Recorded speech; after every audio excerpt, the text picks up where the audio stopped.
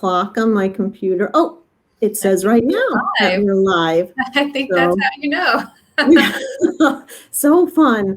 So have you been able to stay cool? These last few days have just been crazy. They have been hot, but we in the office, we've been trying really hard to keep our HVAC system going so that it's adequate for what we need. And we're staying cool. I actually was in Idaho, so it was a whole 10 degrees cooler there. Only 95 as opposed to 100. Yeah, what about you? So at work, we have air conditioning in all our buildings. So that was nice. At home, we do not. So yeah, really a little hot. Strong reason to go to work. Yes. So true. So true. We've been getting that from our staff too. They're like, "Oh, there's air conditioning here. Oh, go in." Yeah, let's stay and hang out. So. Definitely. Yeah, let's stay late tonight. For sure. Oh my gosh. So I guess we can get started, and then we can just backtrack if we need to. So good afternoon, everyone. We're coming live to you on Facebook this afternoon. I'm Alicia Skelly from Holly Ridge Center. I'm the Infant and Toddler Program Director. And with me this afternoon, I have Jessica Aubin. Yeah, I'm Jessica Aubin, and I'm the owner of the Aubin Aphasia Speech and Language Center in Bainbridge Island, and we work with adults and children of all ages and across a variety of speech and language impairments. And we're going to tell you a little bit more about what our agencies do. For Holly Ridge, we are an early intervention provider agency, and we provide services for children birth to 3 from Bainbridge Island to Port Orchard and also parts of North Kitsap. We are one of 17 neural developmental centers in the state. And we are also designated as a center of excellence through the Washington Department of Health. And we provide lots of different services for children that may need support. So we have speech therapists on staff, we have occupational therapists on staff, physical therapists, we provide educational services, we also have social workers, we have some specialized teachers. So we have a teacher of the visually impaired and a teacher of the deaf and hard of hearing. We also provide services for children with a diagnosis of autism. So I'm sure some of you have heard about ABA services. We provide those. We also have a pediatric nurse practitioner on staff to help support families. And she has specialized training to be able to diagnose autism. And we also have on our staff family resources coordinators. So every family gets assigned a family resources coordinator, and that person, that staff member, helps them through the process from beginning to end. So the first person you talk to after you talk to our receptionist at Holly Ridge is one of our family resources coordinators, and they do intakes with families and then just help them, like I said, every step of the way. If your child ends up qualifying for services, they are there. They help with writing the plan for your child and then help you with any resources you might need in the community. So say you're looking for a dentist that does really well with children, they're able to provide you with those types of services. Also childcare. So we have tons and tons of resources that they are able to help families with and answer your questions. So, Holly Ridge is here to help you with any questions you may have about your child's development. You can call us directly or contact us directly if you have questions about your child's development. Even if you don't want an evaluation, you can call and ask questions. We're here to help provide information and share any resources in the community. And you can refer your child yourself. So you don't have to wait for your doctor to say, hey, go contact Holly Ridge. You can call us directly Doctors also refer children to us. And, you can call us, like I said, at any time. Our number is 360-373-2536. Or you can check us out on our website, which is www.hollyridge.org. And it talks about our different resources we have available, talks about evaluations for children, and also there's lots of other resources for things in the community. We're here to help you with any questions you might have about your child's development. So, Jessica, you want to tell us a little bit more about kinds of some of the things you do at Auburn? Absolutely. Yeah, so we love to work with Holly Ridge Center because they offer so many, such a comprehensive set of services for families and for children. And it's such a great way to get them the boost that they need and on their way. So we love to work with Holly Ridge. And then we, like Alicia said, we are located on Bainbridge Island, and we serve families primarily on Bainbridge Island, but also throughout the Kitsap Peninsula. And because we work with all ages, we're an institution that can provide speech and language services to families as your child grows and becomes a young adult even, or if you have even older family members that need speech and language services later on. So some of our speech therapists are right now, we're doing a mixture of in-person and telehealth services. And through telehealth, we're serving people not only on the Kitsap Peninsula, but also in the Seattle area and in the islands across, from the mainland, so up in Anacortes and whatnot. So we're starting to have a greater telehealth present throughout the state of Washington in more remote areas where people otherwise wouldn't have access to services. And we try to collaborate with our local organizations, such as the school districts, Holly Ridge, and other organizations that provide support services to people so that they get the best services that they need, which are appropriate for what they have going on. So we just do speech therapy, but we try to get people in the right hands so that they have all of their needs met. Yeah. That is great. So you provide center-based, so people come into your building or your agency, but you also do the teletherapy as well. Yeah, that's a good reminder. I didn't mention that. Right now we're kind of in this transition phase at Holly Ridge, but we are seeing families, most of our families through teletherapy, but we're starting to do some or have been doing some in-person visits at our center. We're starting to do visits outdoors at families' homes or, at a park or in the yard. So really trying to kind of transition back to services as they used to be. But, we are in this transition phase and we're taking it slow to keep our families and staff safe and healthy. But it's a very kind of exciting time for us. And, as we all know, the focus of early intervention is really parent training and working with children and working within their natural environment. So we're very excited to be starting seeing more families in person. And and today we're going to talk a little bit. Is there anything else, Jessica, that you want to mention? I had a question for you, Alicia. I know you are slowly increasing the number of people that you're starting to see in person. Is there a specific date when there'll be greater volumes, or how are you doing that? Yeah. So we are kind of have this plan where we're rolling things out slowly. And, by the end of July, we hope to kind of still have that kind of a hybrid model in place. So for families, and families will always have the option of, getting their services via Zoom if they're, if that's working well for them.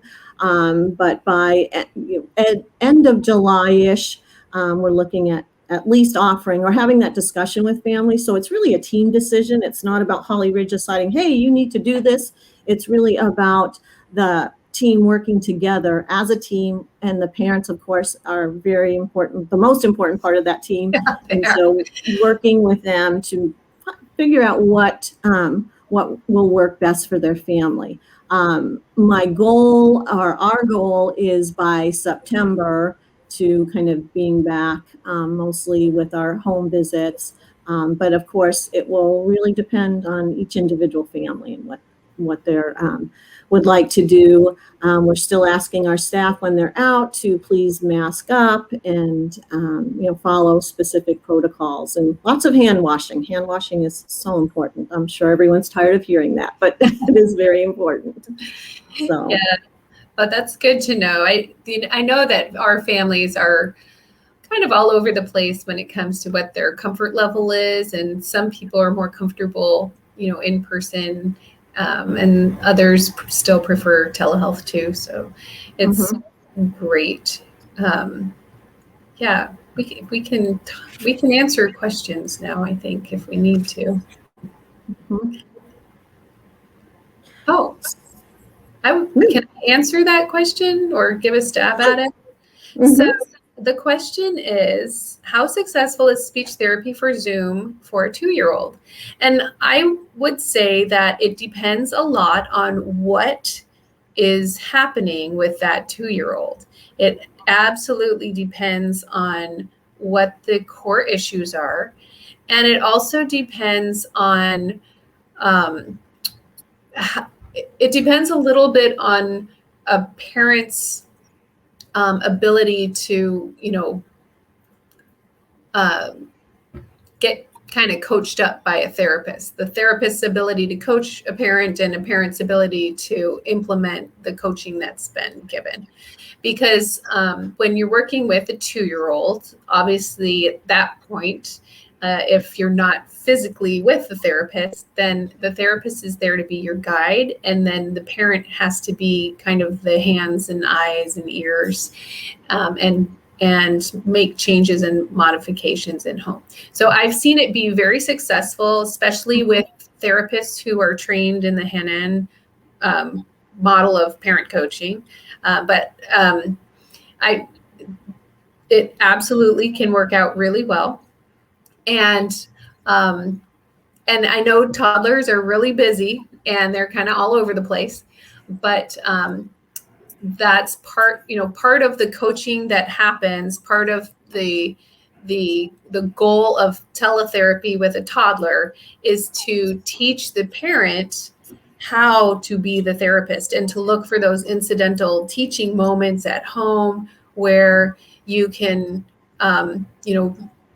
implement the goals of therapy on a regular and consistent basis in a home environment. So some strategies that might help would include structuring your home. So the therapist might make recommendations about maybe how to store toys, or where to store toys, or how to set up your home environment so that it's conducive to learning. And therapists might also make recommendations about what to look for, how to model words and shape language. And they might even make recommendations about which toys to pull out and when. So setting up a structured playtime every day with specific targets and toys, and coaching parents up in those ways. So I'm not sure if I completely answered that question. I'm certainly happy to talk about it more, but Alicia, would you have anything to add to that? Yeah, I would just jump in a little bit. I totally agree with Jessica, and it's not about your child engaging in a screen per se. It's really about coaching the parent, and we've been very successful at Holly Ridge. Our therapists are feeling very successful that children have made good gains. Every once in a while, it's not an exact perfect fit, but for the majority throughout this last 15 months, it's been pretty successful with a lot of our families. And teletherapy is research-based, so there's background to it. And as Jessica mentioned, that parent coaching piece is so vital. And staff at Holly Ridge have had quite a bit of training around that this past year, and previously if they were interested. And so I think it's been pretty effective, and it really is about that modeling and helping you create that structure that Jessica was talking about. Yeah. And I would say too that sometimes there are certain conditions that are easier to work with in person. And so it kind of depends on what your child has going on. If they have a condition, I always think of kids who have apraxia of speech sometimes need physical prompts and cues. And it helps sometimes to model that in person, but it certainly can be done over telehealth too. That's not a deal breaker. There's some, but for the most part. And I would say if you're out there listening and you have questions, it could be about anything, and we'll do our best to answer. And if we don't have the answer, we'll find some resources for you that to get you that answer. So so glad if you're joining us today. If you've just jumped on, again, I'm Alicia Skelly. I'm the Infant and Toddler Program Director at Holly Ridge Center, and we serve children birth to 3 and provide a myriad of services. One thing I didn't mention is that our children have to qualify for our services. So there are evaluations that are required to then receive those services. But we're available to answer any questions and help parents in any way we can. Yeah. And I have with me today Jessica. Jessica Aubin from the Aubin Aphasia Speech and Language Center on Bainbridge Island. And we provide exclusively speech and language services across the lifespan. So from little ones all the way up to 102. Sorry, we just do speech therapy, whereas Holly Ridge is such a great kind of comprehensive global set of services. I mean, they really have you covered for those when you're just starting out and things aren't going the way that you thought that they would go. Holly Ridge is definitely there for you. Yeah. We are. We work with children, again, from birth to 3. So babies, we see lots of babies, and so fun. And so just help you kind of learn how to help your child, really. And Alicia, I don't know about you, but we often get referrals from families who aren't sure if things are going like the way that they should be going or not. And I imagine you get a lot of referrals to do evaluations on babies that there's a question mark, like, is this normal or not normal? Yeah. How do you guys handle that? So typically we do an intake kind of and talk with the family about kind of questions they might have, concerns they have, what are their primary concerns, and then do a little questionnaire that helps us determine, do we need to look further and have a further evaluation? But parents, even if we said, right now, I don't think you need an evaluation, if the family said, we would really like one, or we still would like to know, we are happy to do those evaluations, and we will do those evaluations. And typically we would have 2 providers that would participate in an evaluation and, talk with you and gather information about your child, observe your child. So babies don't do a whole lot sometimes when they're itty bitty, but, observing and kind of getting your input and kind of seeing what are your concerns? What are you thinking that's happening that may not be what you think should be happening, and really kind of figure those pieces out. But we have lots of tools that we can use, but mostly it's talking to parents, observing the child, and then doing some standardized assessments to help us make that determination. Yeah. And I find too that a lot of families just like that peace of mind of knowing, like, okay, well, these are a couple things to watch for, but we're okay. Or maybe we're not, and we need to get a little boost going, and we know the value of early intervention is is really powerful. So yeah. It is. It is. Babies can't wait. So that's kind of our tagline. Babies can't wait. But yes, we are here to help. And, sometimes we will get a referral from a physician because a baby's born prematurely or, very early. And so we're there to help and support. And initially, there may not be any significant concerns, but it's like, okay, we're here for you. So parents can choose to say, yeah, we'll access some services, and it might be someone coming in once a month to answer questions, help you with things that are going on, or it could be, let's check back with you in a few months, depending on, parents and families' preferences around that. That's so great. I love it.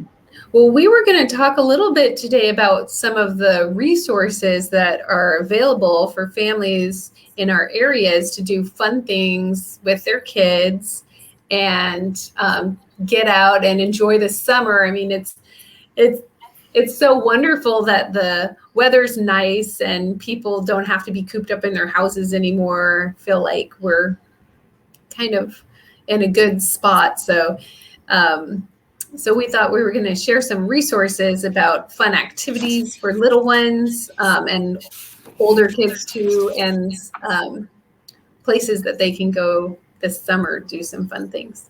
Mm-hmm. And, it's so important, the power of play, right, for any child, but even between birth and 3 years old, it's so important. Children can develop so many skills through play. And that's how we do a lot of the services we provide at Holly Ridge. If you were to just be an outsider looking in, you're like, oh, they're just playing with that child. But there's a lot of things that go into that. But play and going to playgrounds and being outdoors, there are so many skills that children develop through exploration and play. And so, playing at a park or even just outside in your yard can help develop so many skills. Just, for example, motor skills. So running, jumping, climbing at playgrounds that have little apparatus that kiddos can play on, developing those gross motor skills. Also, language. Language happens all the time. And being out in the playground or a park, labeling things, talking about what you're doing as you're doing it with your child, and encouraging them. Just so many different ways to develop all the different skills, and some concept development. So running fast, running slow, or walking slow. Sorry, you wouldn't exactly run slow. Run fast or slow. Yes. And concepts like big and little, or going over something or under something. So just lots of fun things you can do. And in our community or communities, we have a couple of accessible playgrounds. So one is in Bremerton. So the Evergreen Rotary Park just has lots of fun equipment that children of all ages and abilities can play on and climb on and do different things. And then I think, Jessica's there. We have Owens Park on Bainbridge Island, which has a sensory playground and some adaptive equipment for children who need a little extra, core support when they're on a swing or whatnot. And I think, Alicia, aren't they building another playground in Paulsbo? Mm-hmm. Yes, yeah. Right now they're in the fundraising phase, I believe. I watched a little Zoom thing a couple months ago, but Rab Park in Paulsbo is they're looking at putting in an accessible playground there. It's so exciting. It's such a great little location. So that's one. And then is there another so Kids Discovery Museum for little ones, or that's probably for all ages on Bainbridge Island. Yes. They have an outdoor playground, and we'll be posting a list of parks with different playgrounds and then some activities you can do. So just some other places that are fun. Alicia, I don't know if I don't remember if we listed this, but doesn't the Paulsbo Aquarium have a touching, like a pool where you can stick your finger in the water and touch the starfish? sea cucumber, and I think Mm-hmm. kids love that stuff. And I think they're open. Aren't they open? Yes. Yeah. Yes, I believe they are open. So, Yeah, that's yeah. another really fun one with kids, maybe a little older than, well, the 2 and 3, they'd still like Yeah. Mm-hmm. that. Yes. And if memory serves me, they have platforms that you might be able to climb Mhm. up on so they can see in and look. And for a child that age, sometimes touching is not a thing they want to do, but mom or dad holding them Sometimes and it's the only looking. thing they want to do. Yes. That's very true. Yeah. But mom and dad looking and modeling, oh, you have to touch it gently, different things like that. Um, and there's some other places. So there's the Imagination Station Enrichment Center, which is in Port Orchard. Ahoy Kitsap is a fun place. My understanding now, this may change, so this may be old information, but right now they're kind of taking reservations of groups of people so that it's not just open, although today's the day when a lot of things are going to change, right? The governor Yeah. has opened some things up, so that may change. Some other things for toddlers and preschoolers are Paulsbo Park and Recreation.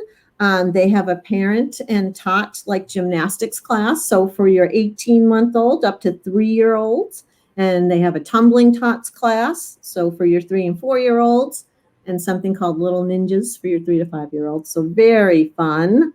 And then the Bremerton YMCA has some swimming classes and different things. So there's parent-child swim. Then there's lessons you can put your child in. And also Same. the Bainbridge Island Aquatic Center also has swim lessons. Same setup, I think, where you can do it by age category with parents or with an instructor if your child's a little bit older. Mm-hmm. Yeah, or keep going. Yeah. So those are some of the highlights. Like I said, we'll have a list that we'll probably post on the Holly Ridge website, and also on Jessica will post on her website. Really cool thing, Kitsap Regional Library has, excuse me, story time. Sometimes in the park. I learned something the other day from one of our family resources coordinators. I don't know if you can go online and they'll do book bundles. So you can tell them what age your child is and what they might be interested in. And they will put together a little bundle of books. Mm-hmm. And then you just make a plan to pick them up. And they'll do it for adults too. So that could be really fun. They're wonderful. Yeah, that's really good. And a lot of small group activities too, increasing numbers are happening outside in parks like that story time. And I know we have a group of kids that are going to be heading off to the developmental preschool in the fall. And so we started a little toddler or play group. So some of them have already actually started the developmental preschool, but we're only able to attend for a month or two. So we have a little group of kids that we're doing toddler play groups outside in a park on Bainbridge Island that we just facilitate 1 or 2 times a month just to get kids together and doing fun things. It's really, and I think there's a lot of organizations that are on this list that have modified their offerings to be in an outdoor venue or a venue where, it's a safe place to be. Yeah. So that is good. And there also, there are so many organizations that are doing yoga with kids right now. And I just think that is so sweet and wonderful for little ones to be able to do yoga. They aren't necessarily long sessions, but it's long enough that they can kind of get the concept of, self-care and mindfulness and moving their bodies and following directions. And it's a fun activity for them. So there's, at the Delu Center and Ladybug Yoga, those are some things definitely to check out. I think those are on our list too, right? Yeah, I believe so. Yeah. So lots and lots of activities for kids. And didn't we check out the Kitty Mew is back open again? Were they talking about reopening? The Kitty Mew on Bainbridge Island was talking about reopening their sensory days for kids that have sensory issues. Mm-hmm. But they haven't started that. I think that's going to start up again in July. Yeah, which is right around the corner. So yeah. So those are really great resources because, look, any parent with a child that has sensory issues knows you really need the right environment to have fun, and that's what it's all about. Having a good time, connecting with your kid. Mm-hmm. Definitely. I don't know if there's any questions out there. We are probably going to wrap this up. Okay.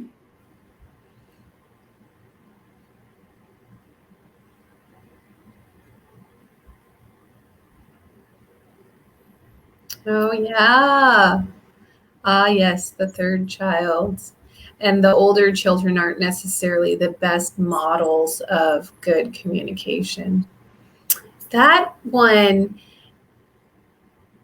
So I would say call us if you're interested in having an evaluation.